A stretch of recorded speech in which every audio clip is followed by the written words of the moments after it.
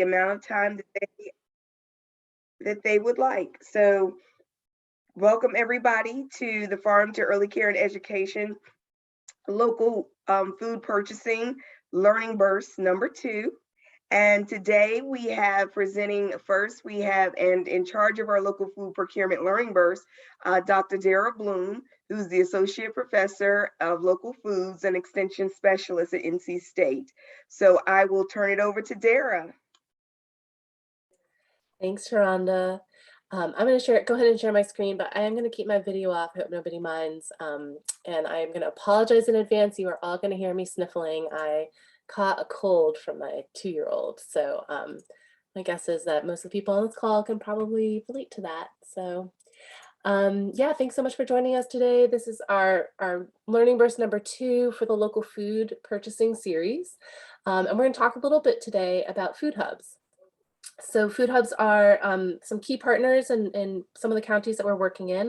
I just wanted to take a minute and make sure that everyone kind of understands what we mean by a food hub, what they are, and then we're going to get to hear a little bit about food hubs in the different counties. Whoops, hold on a second. So I'm going to just kick us off with a little bit of background about what is a food hub, why we're working with food hubs in the counties where we are. And then, like I said, we're going to hear from some folks actually in the counties where you all will be purchasing local food. So we've got Mandy Davis from Sandhills Farm to Table, and they're serving Lee and Moore counties. We have Stacey Daniels, who works with the Partnership for Children, but is here to talk a little bit about Wilkes Fresh in Wilkes County. And then Gabe Cummings from Working Landscapes, which serves Nash and Edgecombe counties, which we'll talk a little bit about their operation. And I should say that I think a few of these food hubs serve other counties too, but these are the ones that are participating in our project this year. So for a little bit of an overview, just starting off with what is a food hub. I stole this pretty picture from the internet. I think some students used it in a project, but it seemed like a good way to try to just give a visual on what a food hub does. So you can see that the hub is right there in the middle. It's kind of like a warehouse, excuse me. And it's a central location that purchases from multiple farmers. So you can see that in this picture, we've got 3 farmers off on the left. And most of the time what we see with food hubs is that they're really purchasing from smaller scale or mid-sized farms. Excuse me. I'm sorry. Because they have the goal to really help to support and help develop local food systems. But one of the challenges that we saw is as food hubs were emerging to kind of play this role and be the central location is that, you know, as they're trying to sell, as smaller scale farmers try to sell to supermarkets and bigger buyers, as there's increased demand for local food, it's hard for a buyer like a supermarket to go out and buy from lots of small scale individual farmers. Logistically, it's just really challenging. And there are issues with distribution and product consistency. So food hubs developed to be kind of that central location. Like they can be the ones to go out and purchase from smaller scale farmers. A lot of food hubs will offer some kind of processing, whether it's actually processing food or just really some light washing and then packing. I think in this picture you can see folks putting food in boxes, and then they take on the kind of consolidated distribution. So that's sort of why food hubs emerge, kind of the role that they play. But I wanted to talk a little bit more about kind of why food hubs in terms of working with a local food system, and then kind of specifically for this project, why we're working with some food hubs. So the first thing is the distribution efficiencies, and that's kind of what I was already starting to talk a little bit about. So this idea that if you have a larger scale buyer, that they don't want it's not really efficient for them to go out and try to purchase from lots of small scale farmers. So having that food hub and that central location really helps to kind of consolidate distribution and purchasing. And I wanted to just kind of show a visual of that. So, you know, for example, if you think of, for you all too, is if you're working with childcare centers, if you are a center purchasing local food, you know, if you're trying to buy local food from each of these farmers over on the left, because they each have different products, you know, that you'd have to have distribution direct from each of those farms. And you can see it starts to get pretty messy rather than just having that food hub right in the middle. But one of the things I think with this project too, if you think about it, you know, I mentioned kind of larger scale buyers like a supermarket trying to buy from lots of small scale farms. But what we've found in the past in working with childcare centers is that sometimes childcare centers purchase really kind of smaller volumes, definitely compared to a supermarket, but even compared to like a K-12 district, right? You've got where districts have larger student populations and even slightly larger serving sizes. We've got pretty small serving sizes with our 0 to 5 age group. So because of those lower volumes that childcare centers are often purchasing, it actually becomes challenging for food hubs to serve childcare centers sometimes, because it might be hard to justify, the distribution, especially with gas prices where they are now, if you've got a center purchasing a really low volume. So that's one of the things we're trying to work on with this project, especially in Wilkes and Lee and Moore counties, where we're trying to see, can we help childcare centers organize and put in kind of one larger bulk order where you might be able to benefit from some bulk prices, and then try to figure out, is there like a central distribution location or some way to kind of overcome that distribution hurdle, so that centers often can't afford the additional distribution fee that a food hub might charge. So in a way, that what we're seeing with the food hub playing that role with farmers and purchasing from multiple farmers and small scale farmers, and we're kind of almost trying to do the same thing on the buyer end with this project to say, can we almost have like a organized with smaller buyers to try to get up to scale and have that larger volume. So another reason that we're working with food hubs, or that it's a good thing to buy from food hubs, or the benefit that they bring, is that product diversity. So again, in that last graphic, you saw like each farm kind of had their specialty. And, so if you really want to have, say, we're looking at this picture, peaches, but also tomatoes and cucumbers, sometimes it might be hard to get all of those products just from one farm if you were trying to purchase directly, where the food hub has the advantage of buying from multiple farms and kind of bringing all that product together. So, for example, I know that Sandhills Farm to Table, I mentioned, is going to be on the call, and that they mentioned that they can even source product from the mountains and bring in apples when it's apple season. I think they also can make local meat and so maybe even some grains or eggs available. And so trying to really have more product availability when you're purchasing is a benefit through food hubs.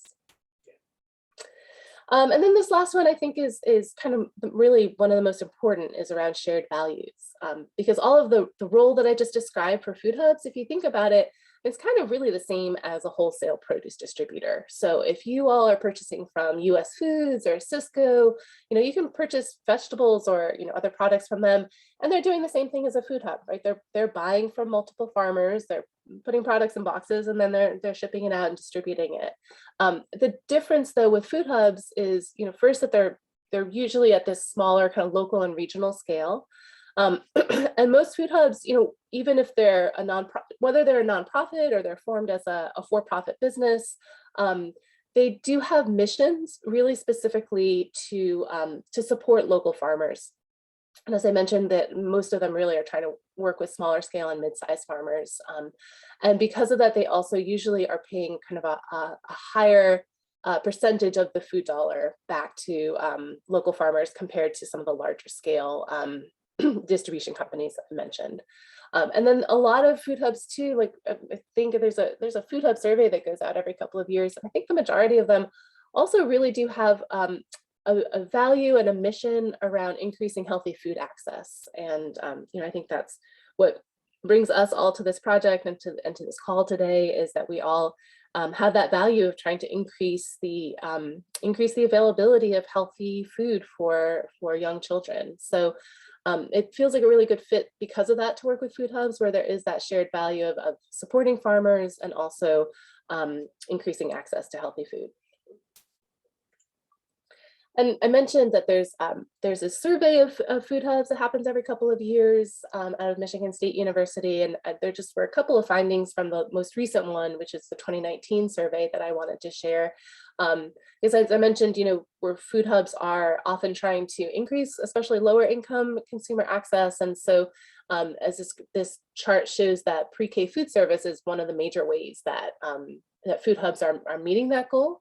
You can see ECE centers are on here too. And so and some of the other buyers from food hubs you can see are K-12 school, food service, nursing homes, smaller scale supermarkets. So as I mentioned, really just that food hubs have that value of trying to increase local food access. And the findings also from that survey show some of the challenges around that, which again, I think as a project is why we're here and what we're trying to, some of the things we're trying to work out. So seasonality, pricing, and the buyer interest, delivery challenges, product volume, obtaining information on product needs. So I think all of those are things that we're trying to work out with this project. As I mentioned, we think that food hubs are just a really great partner and a really great way to help get more local food into ECE centers around the state. So I'm gonna pause here to see if there are any questions before turning it over to our other presenters. And you can feel free to either put a question in the chat box, or you can also just feel free to unmute yourself and ask away.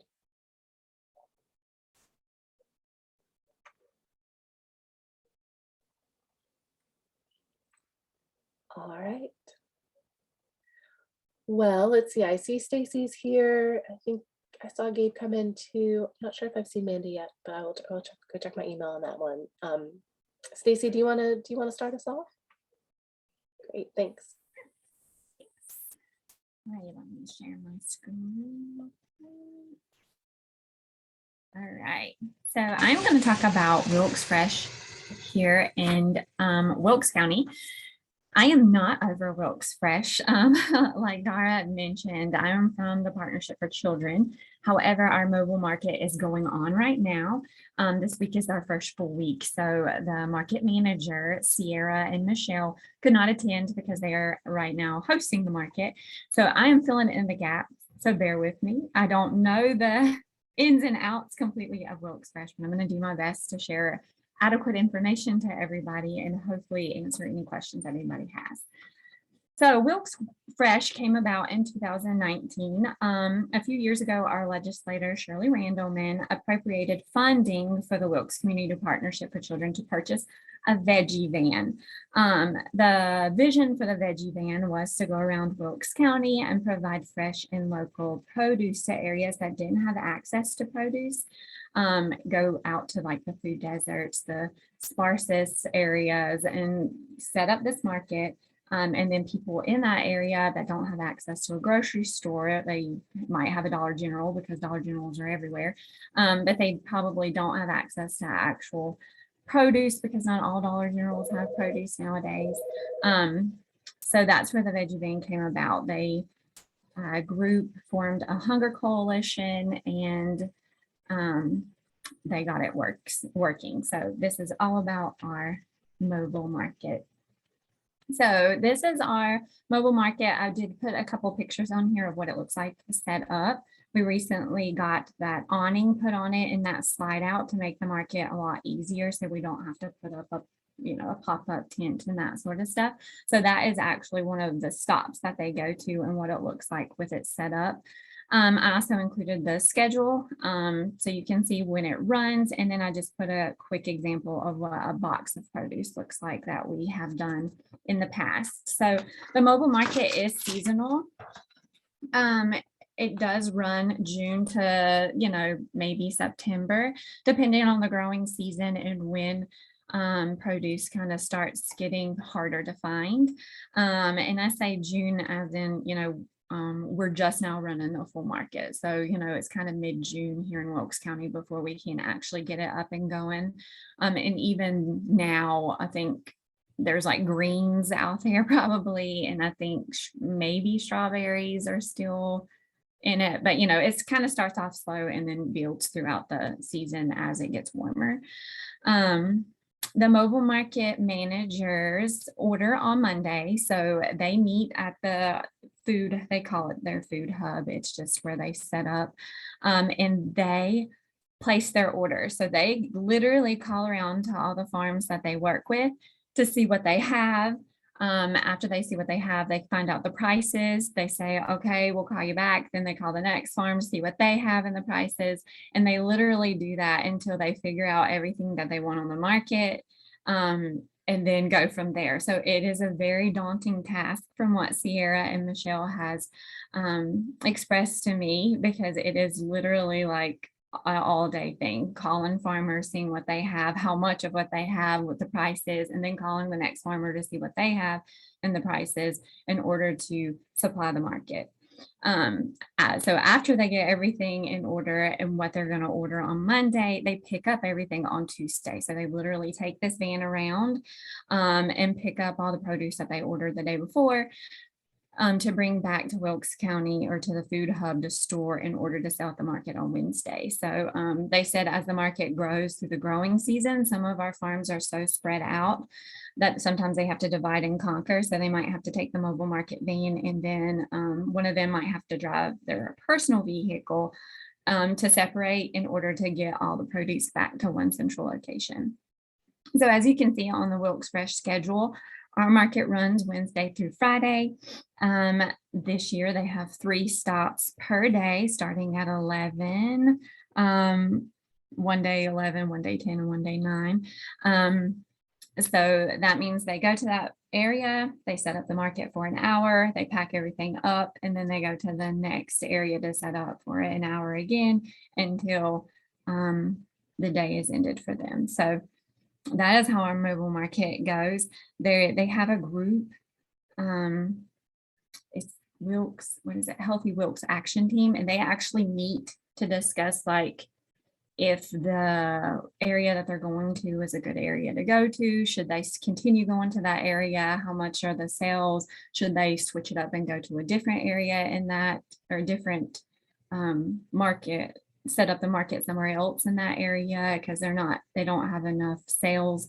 So all that is completely, up to a group. Sierra and Michelle aren't the only ones that have to come up with that sort of stuff. This year they've actually switched out 2 places to try a different location in the same area because their other locations just weren't working out. It wasn't a high sale place. And so they're trying to find the people to figure out where the best place would be. Along with the mobile market, they do the produce boxes for farm to ECE. So they have their traditional stops, but on top of their traditional stops, they are now assisting us with farm to ECE. So our child care centers have a QR code that their families are allowed to use. They scan this QR code and it'll pull up their order form. They can place their order. They can either have a small box for $10, a medium box for $15, or a large box for $20. Those orders print out right at the mobile market. They have a square reader thing, and it prints out the receipt that says that they had an online order. And then me and our intern are going over there on Tuesdays to package the boxes and to deliver. So on top of their normal market, they're also assisting us with this. Our boxes for the child care center families are first priority. So we're packing those before they even set up the market. So if they don't have a lot of something, the centers are getting first dibs essentially. We've tried to make it super, super easy for the families. There is a comment section that they can kind of say what they don't want. So if a family just doesn't like garlic, they can put in the comment box that they don't like garlic. So we know not to add garlic in that one. It's kind of tricky because we're not giving them like a list of what is available. They can just tell us what they would like to see or what they don't want in the box. And then we kind of just pull together the produce until we create till it gets to $10, $15, or $20, depending on whatever they order.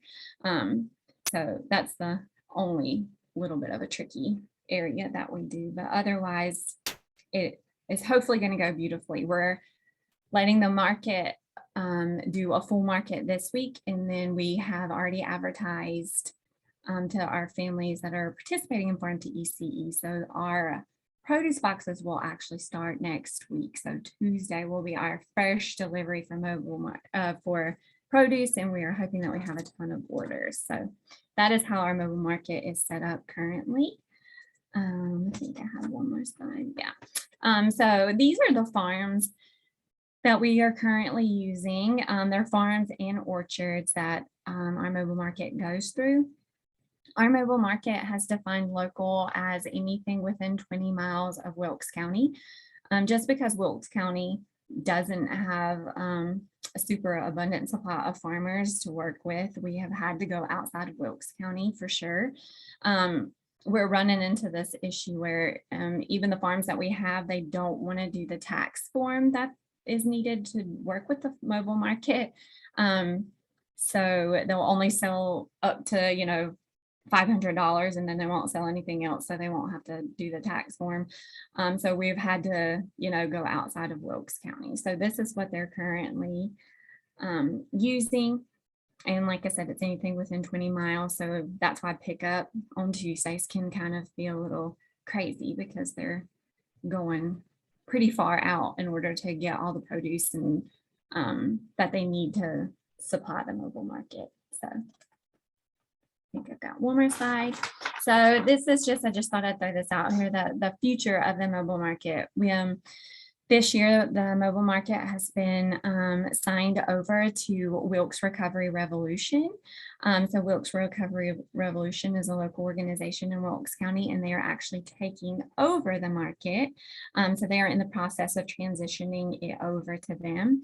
And the hopes is that Wilkes Recovery Revolution has also started a farm, and that they're hoping that eventually in the future, maybe that their own farm can help supply a lot of the produce that they see at the mobile market. And hopefully their farm will be able to also help us with the child care centers to be somebody they can purchase their produce through. So that is what the future holds for our mobile market, but we'll see how that goes.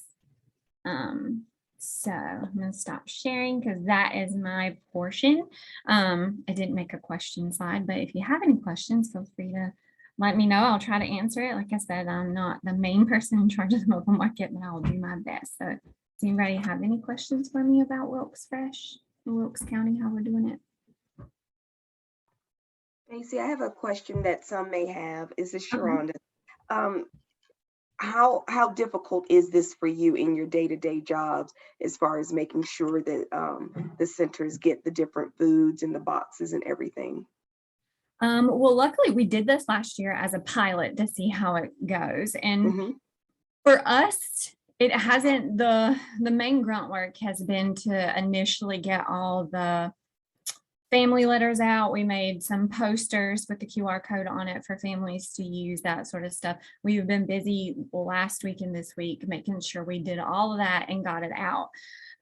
After that, the orders go straight to Wilkes Fresh, that we don't see them until the day that we go to package boxes. They keep up with all that and make it super easy for us to do. So we just have to dedicate a Tuesday afternoon to package boxes and to deliver them, but otherwise it's not been super stressful.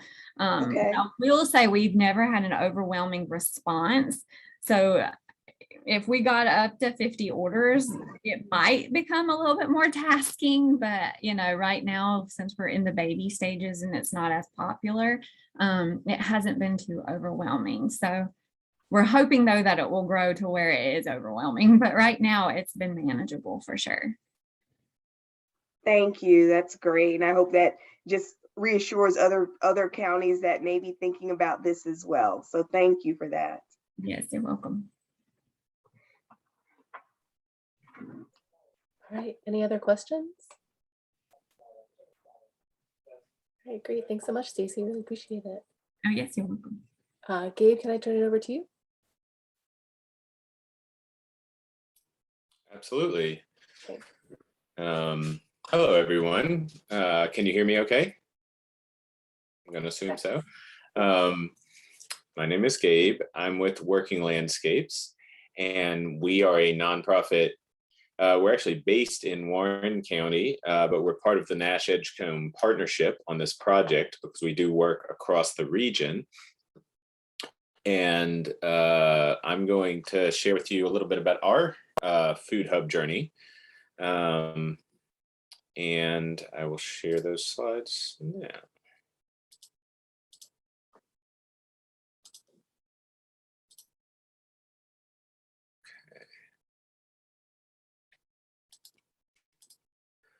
All right, so Working Landscapes is a nonprofit rural development organization, and it's based in Warren County, as I mentioned, which is just to the northwest of Nash and Edgecombe, where we're partnered in this project. It was founded by a Warren County native. That would be my wife, Carla. And so it's a husband and wife venture that we've been on for the past decade. So we started basically in 2010. And as of 2012, we established a local food hub. Or actually, we would call it a regional food hub. Now, Dara has already provided a good background and overview of what a food hub is. I put another version of that in my presentation here. So, which is to say, a regional food hub is a business or organization that actively manages the aggregation, distribution, and marketing of source-identified food products, primarily from local and regional producers, to strengthen their ability to satisfy wholesale, retail, and institutional demand. So I think a couple of parts of that are worth paying attention to. That we're actively managing it. So the active management part of that is, we aren't just kind of moving food through without any particular attention to what it is and what it's doing. We are on a mission to improve the food system of our region. And we're trying to do that through aggregation, bringing in food, distribution, sending out food, and marketing. And then the source identified part is important too. We want people to know where their food comes from. So this is going to be food that's identified with the farm of origin. It's not just food from anywhere, it's food from a specific place, and we want people to know that. And then our food hub is primarily focused on wholesale markets and institutions, which would include child care centers, though we do some direct consumer work. And I know that some food hubs, such as the other ones that are presenting today, do as well. So that is part of the picture as well. So in our case, we call our food hub Byway Foods, and it is North Carolina's first food hub northeast of the Triangle, so up in sort of the northeastern part of the state, though there are other ventures moving in that direction now, but at the time we started, we were the first. And our focus is a little different from other food hubs in the state in that our focus is on fresh cut vegetables. You can see them in the pictures here. So we process vegetables so that they're easier to use for institutions. Our primary market has been schools. We've served 25 school districts since 2013. And we also have done some work with child care centers and other customers as well. We also serve the community in other ways, senior meals, food boxes, et cetera, and I'll run through what some of those are. So our fresh cut program is housed in a vegetable processing facility. We actually expanded to a new one this past year. You can see some pictures of it here, where we dice, wash, dry, and bag the produce, and I'll walk you through that process. These are some of the things that we produce out of that facility. Diced sweet potatoes. We got a roasting mix there that has purple and orange sweet potatoes, peppers, cabbage in different forms, collard greens, kale, squash and zucchini. Basically, things that you can chop up and serve to people. That's what we do. And we also, as I mentioned, have a prepared meals program. So this was developed out of a partnership with Warren County government and has also expanded to be a partnership with our Regional Council of Governments. And we also involve more than 20 local farms in this project. This uses a different facility that we also have in town here in Warrenton, which is our commercial kitchen. And in this case, we're actually taking meals all the way to completion. So we're actually producing a complete meal and serving it either chilled or frozen to folks in the community. So we've produced between 250 and 925, depending on the program and funding availability, locally sourced meals weekly since April of 2020. So if you look at that date, you can see this was a pandemic program. We launched this in the pandemic. It's ongoing. Other programs that we have include the farm share boxes. These are boxes kind of like what others are doing, I think, that contain a variety of local produce going out to community members in need on a weekly basis. We distribute those in partnership with the Halawasaponi tribe, which is our local Native American tribe, and the food pantry, and a couple of nonprofit organizations in our community. And then we also have what we call a community freezer. So again, this was something that came up during the pandemic, was that Warren County didn't have enough cold storage space. We didn't have enough freezer capacity, and the food pantry was in a situation where it was going to have to turn away food because there wasn't anywhere to put it. So we retrofitted a shipping container at our facility to serve as a community freezer, which has been used by the pantry, local farmers, and Working Landscapes itself for our own programs. So one thing that food hubs do, and we certainly spend a lot of time doing this, is to coordinate what we call value chains. So value chains are basically all the steps that it takes to get something from farm to fork. And you could call that a supply chain, but we like to call it a value chain for a couple of reasons, because each step of this process adds value, right, to the product. So that's one reason we call it a value chain.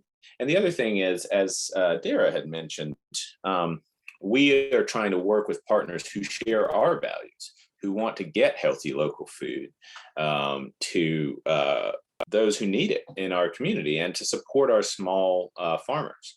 And so it is a value-driven process for us. So you can see in this picture some of the steps in the value chains that we work with. And as you can see, there's not just one path. It's more like a web. It starts with the farmers. Sometimes food comes from farmers directly to Working Landscapes. Sometimes it comes through a distributor to us. And then from us, it might go either directly to a consumer, it might go on to a school or childcare center or other institution, might go to another food hub first, because we do work with other food hubs sometimes. It might go through a distributor. And all of that requires coordination, which is that kind of overarching piece that I've got at the top. And then you've got a lot of partners who aren't necessarily moving the food, but are important to the whole system coming together. Nonprofit partners, government agencies, funders, et cetera. So I see them as part of the value chain as well. So let's look at the farm to cafeteria value chain. Usually we're talking about school cafeterias, though it could be other cafeterias as well, childcare centers, et cetera. So what do we have to do at each step of the process to make it happen? At the production end of the chain, we are working directly with partner farmers, and that means buying produce from them, of course, or farm products, but also helping them to meet requirements. For example, schools require a kind of food safety certification called Good Agricultural Practices Certification, or GAP certification. And we have assisted farmers in achieving that. And then from the farm, it comes to our facility where products are aggregated and stored in our cold storage. And then, as I'd already mentioned, we are processors. So once the food arrives in our facility, it is processed through our chop, wash, dry, bag, and box process. And I'm going to play you, hopefully, a little video to show how that works with one of our products, sweet potatoes.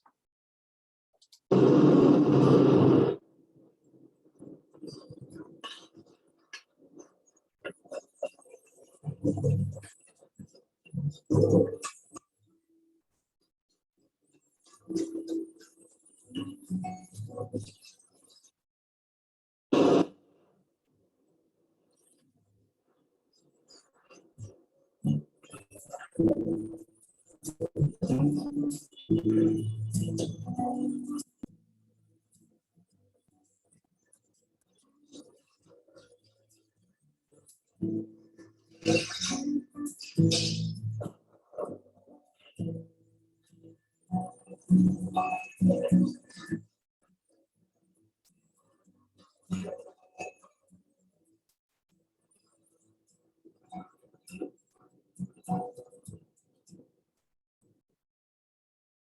that gives you an idea, the process and the steps of that process. Then we work with distributors, as I mentioned, or actually through a variety of different channels to market and deliver the produce to schools and other customers. And then you got healthy local food on the menu. That's the end result. Now, we don't just supply food, we also work in partnership with customer institutions to educate them about, and the consumers about the healthy local food that they're getting. And so we have an educational program called What's Growing On, and you can see here that we have a calendar of local harvests that are available around the course of the year, and we focus on a different crop each month. And so, for example, what happens in schools is they'll receive this crop from us or from a local farm during that month, and they'll have a chance. Actually, teachers that have signed up to participate in the program will get to prepare a snack with the students that features that local crop. They'll try it together. There's also a lesson plan that goes along with that, a core curriculum aligned lesson plan. So they can learn about this particular fruit or vegetable, where it comes from, what its nutritional properties are, who might have been involved in getting it to them. And so it's going on, this is programming that's geared toward the classroom and the cafeteria. And then in some cases, we've also worked to implement school gardens where children have the opportunity to grow those crops themselves. And so this can result, this work, farm to cafeteria work, can result in creative outputs. Like this is something that Halifax County Schools, which is just north of Nash and Edgecombe, came up with our products. It's called the Carolina, well, we sort of came up with it together, really. It's the Carolina Local Plate. And as you can see, it has two things from us on it, sweet potatoes and collard greens. And the collard greens are particularly special because they were actually grown by students in Halifax County Schools. And then we prepared them at our facility and then sent them back to Halifax County cafeterias to cook them up and make them part of this local plate alongside the sweet potatoes. They had locally sourced barbecue and also locally sourced berries, which they worked into their dessert. So it all kind of came together into a local plate there. And that's where I will leave it. That just gives you sort of a taste of the kinds of things we do as a food hub at Working Landscapes. And I would be really happy to discuss any of it with you or take any questions. Great, thanks so much. I love that last graphic with the Carolina plate. That looked like a good meal. Actually, all of your pictures of the produce were really beautiful. Does anyone have any questions for Kate? Yeah, I have a quick question for Gabe. I was just wondering, what does your farmer outreach look like, and how do you get more farmers involved in this programming? Yeah, so we, as I mentioned on the sort of farmer slide in terms of our farm to institution value chain, we find that some farmers may already be kind of ready to go with doing this work, and others may need more of a partnership approach. So we don't just say, hey, do you have anything ready to sell to schools? Because most farmers actually don't. So we take a partnership approach, and we have worked, we actually work with a much wider variety of farmers in Warren County and adjacent counties than we work with in our farm to school or farm to institution programs, because things like the box program that we have, it's very easy. I mean, as the Wilkes Fresh presentation was illuminating, a wide variety of farmers can participate at that as pretty small volume, right? So we may, farmers that we may have initially contacted through the farmers market or gotten to know through cooperative extension or other outreach locally, or through workshops that we've held, may initially be able to start supplying a program like our box program or maybe our meals program. And if they want to grow their partnership with us and become qualified to serve markets like schools, we'll help them to achieve the certifications and meet the requirements that they need to meet in order to get there. We are always looking to reach out and meet more farmers. We're actually working with a group of farmers now who are interested in improving the soil on their farms. So they're kind of interested in building their farm. And some of those folks have already been suppliers to us, and others we connected with through that program, and maybe they'll eventually be suppliers of ours. It's very important to us that we work with small farmers and with farmers of color and enable those growers to have access to these markets. That's in fact what I think is one part of the value that a food hub can provide, is that an individual small farm might have trouble entering some of these markets on their own, but if they work together with us, then they can pool their product together with other farmers, then together they may be able to serve that market. So we're always looking for ways of doing that. Thank you very much. Great question. We had a comment in the chat box from Barbara too, who said that she loved the educational materials sharing with Child Care Center teachers. Thanks, Barbara. Does anyone else have any questions for Gabe? I don't have a question. This is Sharonda, Gabe. I just want to say thank you for sharing the information, especially the video, because it was very eye-opening to me as to how much you guys do on that end to make sure that the food is processed and prepared in a sanitary way to get it to, these different schools so that they can go ahead and start using it. And you've taken a lot of the work process away from them. So thank you for that. That was very eye-opening. Yes, well, you're welcome, and I appreciate that. The reason that we do all of that is because we know that folks in schools, and I think this pertains to child care centers too, are busy, have a lot on their plate, literally, to try to get food out to folks, to kids every day. And so that's why we focused on things that are already partially or fully processed. As I mentioned, we do the diced vegetables, and we also do complete meals. And that's because we know that scratch cooking might be nice, but it might not be a reality for a lot of folks on a busy day just trying to get stuff onto the plate. So yeah, we are trying to take some of that work out of it. It is very complicated to do, and the facility that we've had to develop for that has had to be pretty specialized in order to do it safely. But that's our goal, is to do that and make it easier for the folks at the next step in the chain.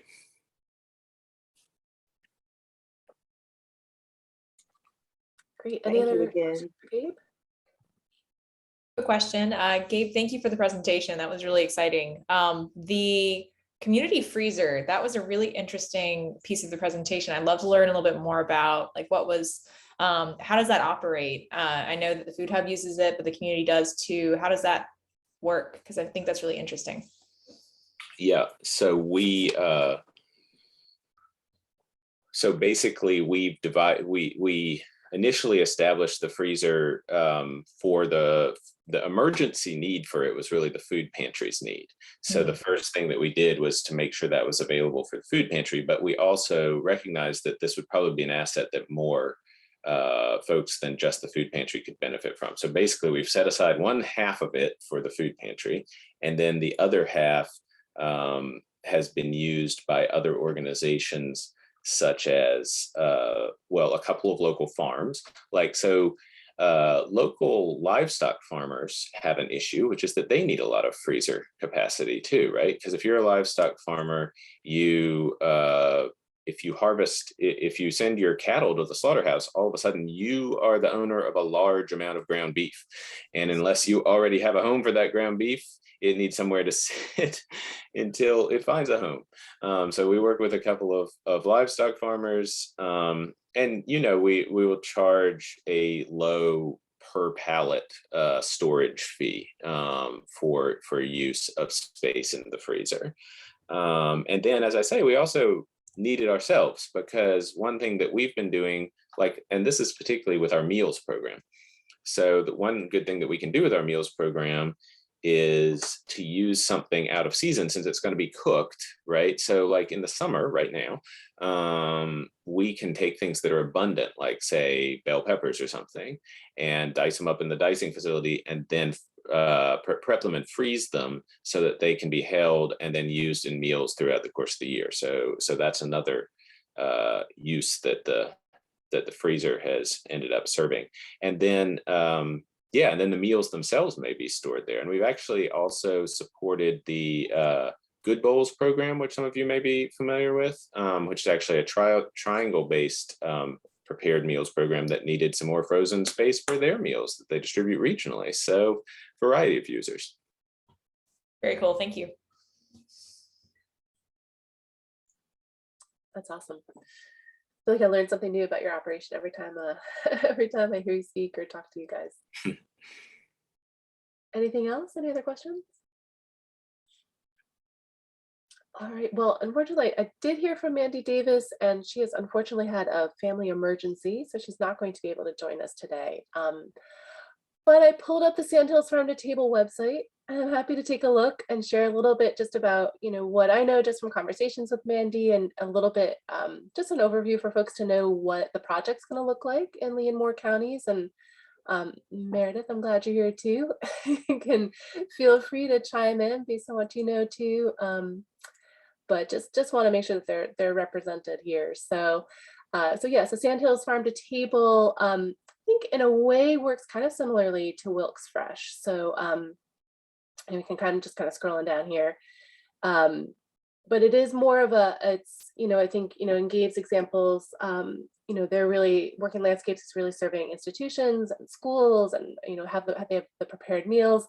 And I think both Wilkes Fresh and Sandhills Farm to Table are really a little bit more doing that kind of individual consumers.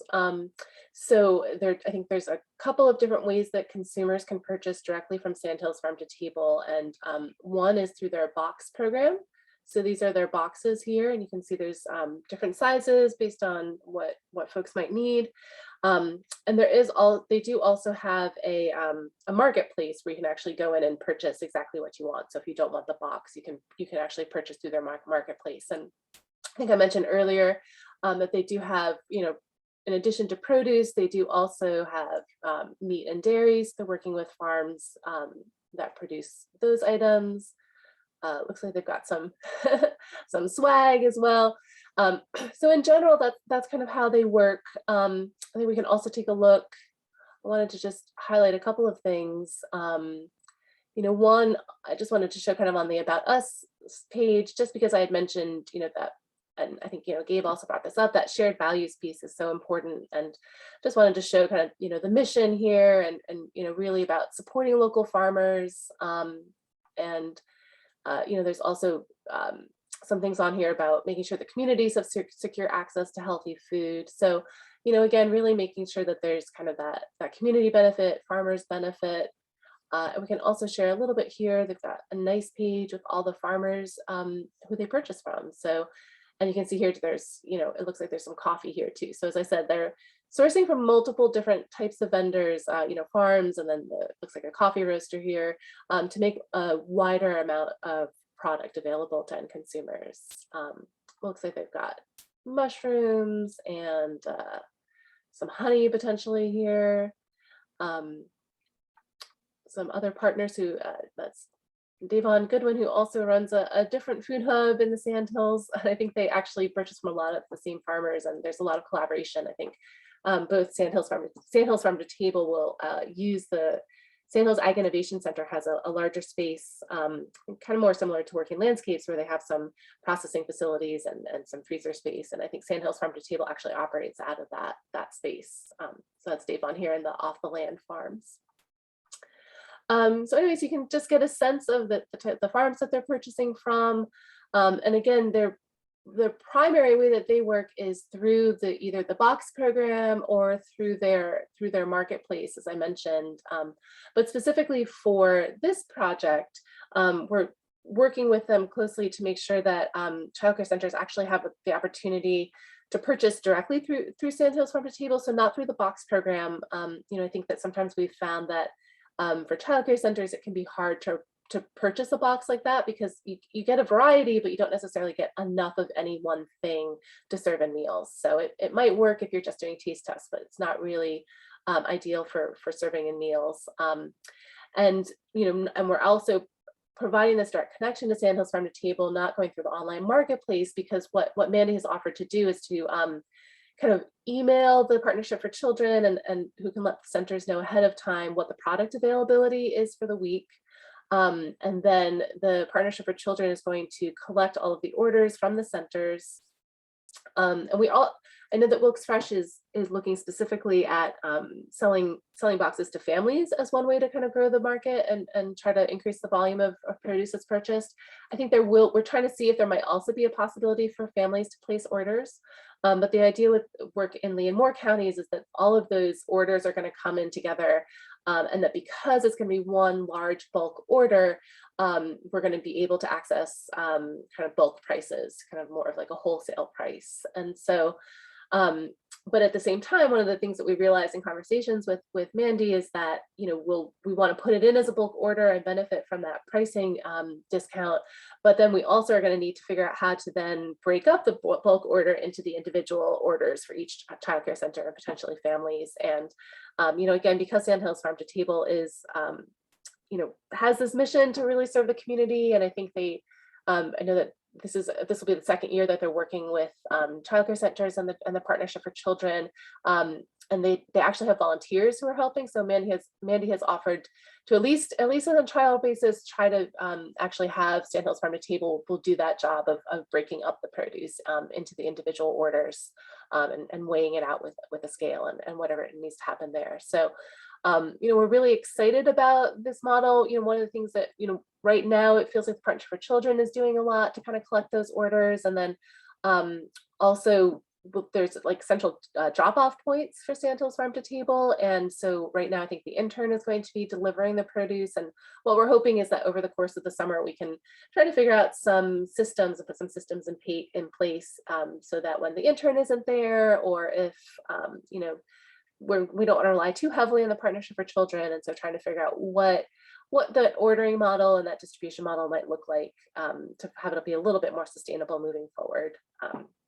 I think that Sand Hills Farm to Table does offer delivery, but there is a fee for that. Again, gas prices are through the roof. They need to make sure they're covering their costs as well. So one option that we've thought about is, if we can find maybe some central points where there might be some share, some centers might be able to share that delivery fee, that might be one way to do that, where we could find a central point that wouldn't be too far for then centers to come and pick up. So that's kind of a little bit, again, I'm sorry not to be able to give more background about kind of how Sand Hills Farm to Table started, or some of that. I don't really know that history, but again, it is another food hub where they're purchasing from multiple farmers, making local food available in the community, and then just really excited to have them as a partner on this project. And I don't know, Meredith, I know you've been part of those conversations. Caroline, I know you've also been on those phone calls with Mandy. Is there anything you want to add? I think you covered it very well, Dara. And I just want to say thanks to Caroline for being our runner for the boxes this summer. We appreciate you being able to drive and being that point person. So. Yeah, if I could add just a little bit about Dara, I was actually really impressed by your summary of how accurate what you were saying was. Like the Moore County intern, Allie, and I actually went and volunteered packing CSA boxes with Mandy last Wednesday. So we kind of got an opportunity to get a feel for like just how many boxes there were, and then also doing separate invoices for like the separate boxes, like you were saying. And that is like work, and there are volunteers, but they aren't always like steady in who's coming. And so sometimes I think like last Wednesday, Mandy was pretty overwhelmed by everything going on and having to get the orders out. So that is definitely a challenge that Allie and I both noticed. And yeah, like how we'll move forward with that if we're going to expand more boxes, or if we're going to expand and like, which we want to reach out to parents and maybe have them order to expand that bulk order, how we're going to end up, having to pack more separate boxes like that will be a challenge that we'll have to think about. Yeah, thanks so much for sharing. I'm so excited that you guys have already been able to start working with Sandhills Farm to Table. It's really exciting. And yes, and yeah, I think, like I said, the idea behind the collaborative is that we are, we're all working together to figure all these things out, that we don't have solutions, we have some strategies, and looking forward to seeing, how these different kind of relationships with the food hubs evolve. But we definitely feel really grateful, I think, in all three of these examples, having these partners who have the relationships with the local farmers and, are willing to work with us. And again, because they share those values of making sure that kids get healthy food, that we know we can all work together to kind of figure some of these things out. So thanks. Any questions about Sandhills Farm to Table? Caroline, were you packing at the Sandhills Ag Innovation Center? I was packing up the one in Ellerby, I think. Yeah, it's the town. that's Yeah, Sandhills so it was Ag that one. Yeah. Yeah, I think that's a good, I mean, you had mentioned it, Dara, but I mean, it's a good thing to point out that this is really, there are two food hubs involved here, right? The Sandhills Farm to Table and Sandhills Ag Innovation Center, which is a different type of food hub that has the infrastructure to house that operation. So that's pretty cool to see that collaboration going on.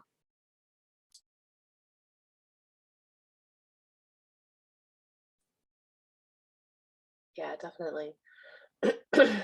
Yes, and I think we have also talked to Davon about potentially having centers purchase from their facility as well. So we'll see kind of how things go in the future. Any other questions? Right, recognizing our limits, what we can answer, but we did just want to make sure that they were represented because they're such a great partner.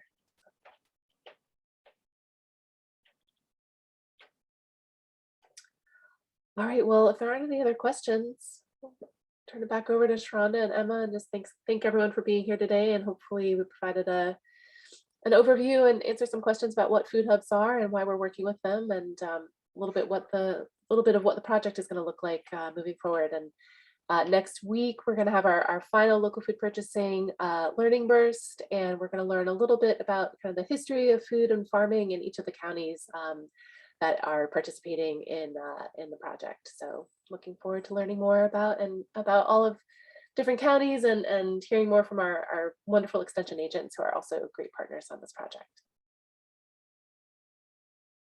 Thank you, Dara. Thank you, Gabe, and thank you, I'm sorry, Sandy? Stacy, I'm sorry. Thank you, all three of you, for helping us out today and presenting. Like I said, each time we do these, we always find out something different.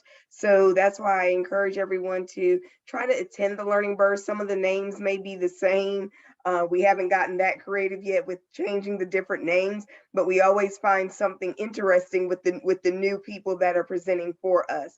And we just want to give you the information that you want and that you've asked for. So please, at any time too, if you have any thoughts about different topics that you would like us to get some presenters on or talk about as well, please do so. Please, because like I said, to me, when I saw that video that Gabe showed today, it was just mind blowing to me. So, and just put a lot of things into perspective that the initiative is working on right now. So thank you again. Also, if you all would look in the chat box, Emma has dropped in our survey again, because we do have to have that information. we will make sure that you get your certificates, but they're not linked to the surveys because the surveys are anonymous. So please go in and do those for us today. And just know there will be some watch parties for Lee and Moore County. So they will be looking at this as well. And that'll be about another 20 to 30 some people looking at the Learning Burst. So they're doing theirs each week after we do ours live like this. So please, if you need to look at it again, we'll have it. Emma will send out everything by Friday as always. Any other questions, please feel free to let me know. And thank you for attending and have a great day. Sharonda, I have a quick question regarding the